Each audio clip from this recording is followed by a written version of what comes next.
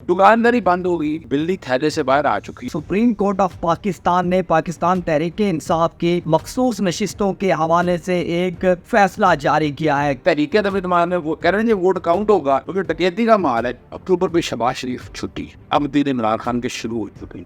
हमारे साथ सीनियर कानून दान अजहर सदीक साहब मौजूद है। सर बताइएगा कि आम आवाम जानना चाहती है कि उर्दू में भी फैसला ये जारी किया गया है उनकी वेबसाइट पे, तो ये है क्या बेसिकली फैसला? बहुत शुक्रिया जी। दुकानदारी बंद हो गई। अच्छा, आम लफ्जों में ये सादा लफ्ज है, मैं कहूँ रब को याद करें खुदारा। इस मुल्क में जो नाहमजानी कैफियत पैदा हुई है उसकी बुनियादी वजह यही है कि चीफ जस्टिस काजी फायद साहब और जस्टिस और जनाब सिकंदर सुल्तान राजा की वजह से है।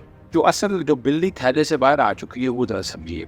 ठीक है, वो 63 ये आर्टिकल के जरिए ना चाहते हैं कि आईनी तरमीम हो। आईनी तरमीम से ये जो कॉन्स्टिट्यूशनल कोर्ट के चीफ जस्टिस बनना चाहते हैं और 68 साल उम्र, तो एक्सटेंशन भी ले रहा है, एक्सटेंशन एक्सटेंशन एक्सटेंशन और एक्सटेंशन। अच्छा, और कोई एजेंडा नहीं है। वहाँ जाकर ये चीफ जस्टिस बनना चाहते हैं। तो 63 का बेंच, कमाल की बात है, अपनी मर्जी का हम वो ख्याल बैन ऑडियंस मैंने चैलेंज कर दिया सुबह और हाई कोर्ट में चीफ जस्टिस आइया नीलम साहबा के सामने लगा।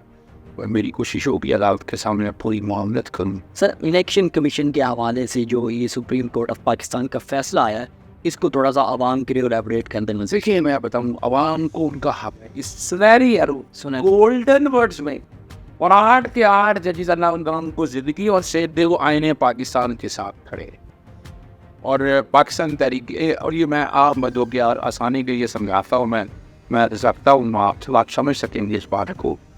तो देखिए ना, किसी का हक नहीं मारा जा सकता और अदालत ने बड़ी वजाहत के साथ कह दी है।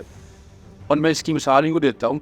ये कहते हैं कि आइन को री राइट करना, आइन को दोबारा लिख देना। आर्टिकल 63 अच्छा पढ़ा ही नहीं है नजीर को हमें सिखाता वो कर रहा है जो खुद कभी कॉन्स्टिट्यूशन कोर्ट में पेश ही नहीं हुआ। भाई री राइट ही नहीं हुआ, बड़ी वजाहत के साथ है। उसकी हिस्ट्री पता हो तो आपने उनको समझे। मैंने जो हिस्ट्री अदालत के सामने एक्सप्लेन की थी ज़ुल्फ़िकार अली भुट्टो साहब के दौर में, उससे पहले ना 3 वज़ीर आज़म फारग कर दिए थे। ठीक है, नून आया चंद्रीकर एक और का नाम ब्राज़ील में नहीं है, तो ज़ुल्फ़िकार भुट्टो ने कहा कि नहीं ये रोकना है। फिर मिसाक़ जमहूरियत इनका हुआ, इन्होंने कहा नहीं। फिर वो कहते हैं कि जनाब वोट डाल देगा फिर नहाई कर दो। ठीक है, ये बताएं आप डकैती से माल ले जाते हैं, क्या ले जाते हैं?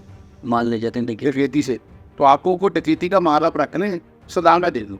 ये ऐसा हुआ नहीं पॉसिबल नहीं। पर डकैती का माल भी तो वापस देना है ना, तो डकैती का माल तो ले नहीं सकते। सही है। तो ये जो तरीके में वो कह रहे हैं वोट काउंट होगा क्योंकि डकैती का माल है, चोरी का माल है। इस फैसले ने बांध दी। इस फैसले ने हम 2 जजेस बहन जस्टिस यूनियन खान और जस्टिस नईमा अफगान, जिन्होंने 8 मेंबर बेंच के फैसले के खिलाफ लिखा है, तौहीन अदालत कमिट की है, मिसकंडक्ट की है, उनके खिलाफ आने वाले दिनों में रेफरेंस भी फाइल किया जाएगा, कंपनी भी शिकायत जारी की। फिर इलेक्शन कमीशन का भी कह दी। इलेक्शन कमीशन के खिलाफ ऑलरेडी रेफरेंस जाकर कंप्लेंट जा चुकी है। मज़ीद अब उसमें ऐड करके ये चीज़ें ऐड करके इंशाल्लाह वो भी भिजवाया जाएगा। इसी तरह ये फैसले में कहा गया है कि सिंबल जिस डेट को आपने ले लिया आप ले नहीं सकते, उस डेट वाले दिन पाकिस्तान तहरीक इंसाफ पे तमाम कैंडिडेट है और बहुत उस वक्त तक चैनल भी थे, इसलिए उससे कोई फ़र्क नहीं पड़ता है।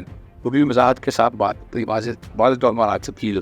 वो इस फैसले पर अगर अमल दरामद नहीं करेंगे तो इन अदालत का नोटिस मैंने ऑलरेडी दे दिया होगा। ठीक है, इलेक्शन कमीशन को भी दे दिया है, 3 स्पीकरों को भी दे दिया है, 4थे स्पीकर को भी मैंने भेजा है कि जनाब कोई फैसला पर अमल दरामद करना नहीं करेंगे तो अब तरबिय अदालत करेंगे। ठीक है।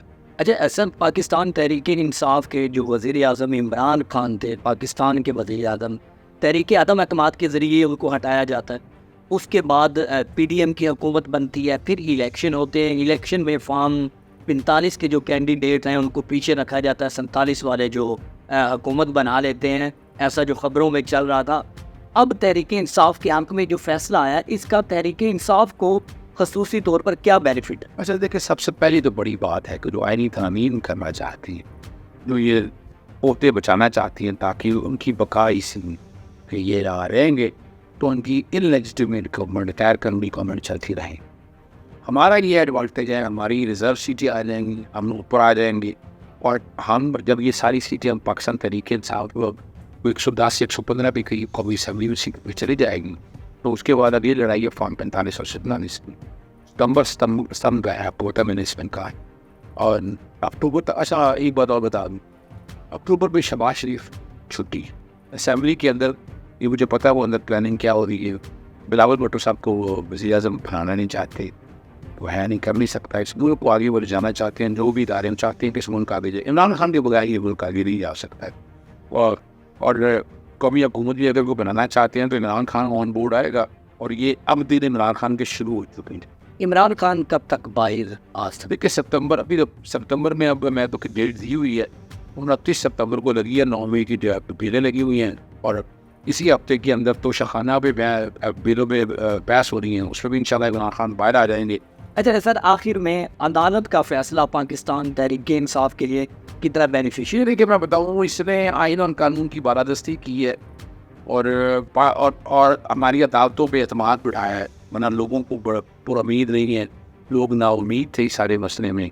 तो इंशाअल्लाह मैं समझता हूँ कि आज भी हमारा निज़ाम बहुत आगे जाएगा, और आप आने वाले दिनों में देखेंगे ये मुल्क बहुत तरक्की करेगा इंशाअल्लाह।